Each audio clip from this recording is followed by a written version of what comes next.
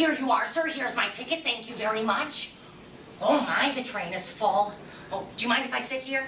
Oh, you're waiting for your husband. All right. Oh, here's an empty spot.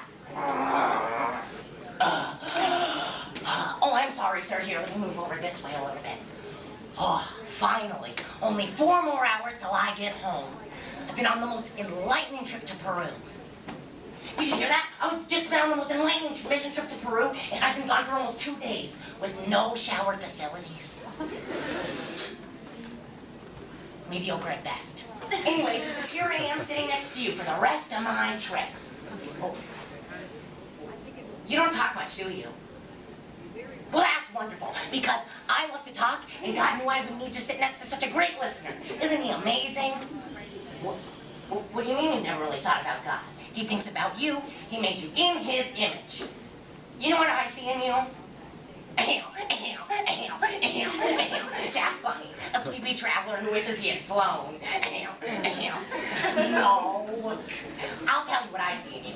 I see a still small voice. Oh, what do I mean? Here, let me show you. It's one of my favorite stories in the Bible.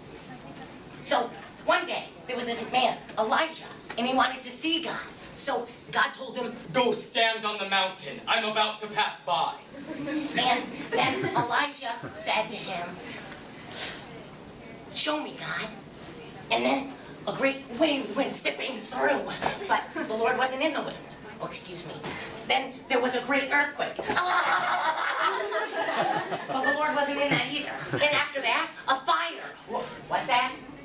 No, I'm not really going to light a fire. Well, maybe it would help the story. No, never mind. Anyways, then Elijah heard a still small voice, and that was the Lord. You see, you're like the still small voice. You don't see much, but when you do speak, it means something. Well, I guess if you want to save up your words by going to sleep, I guess that's fine. I can find someone else to talk to.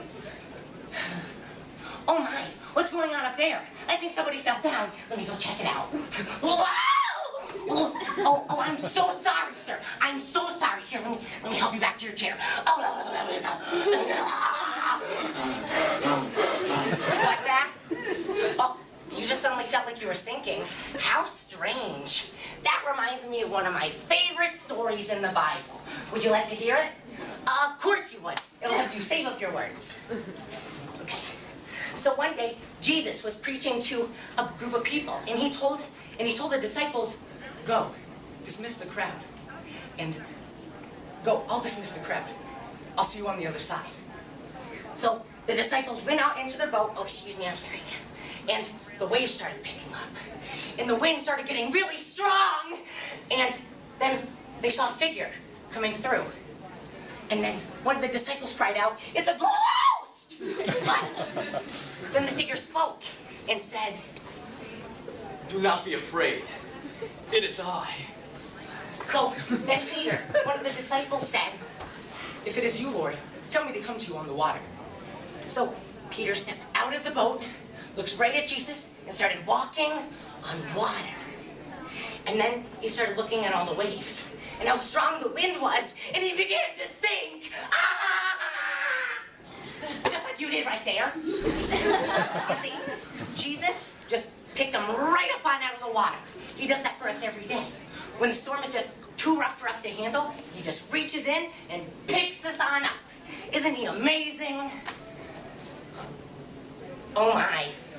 Why is everyone staring at me? Oh, it's probably because I'm so stinking hot. What's that?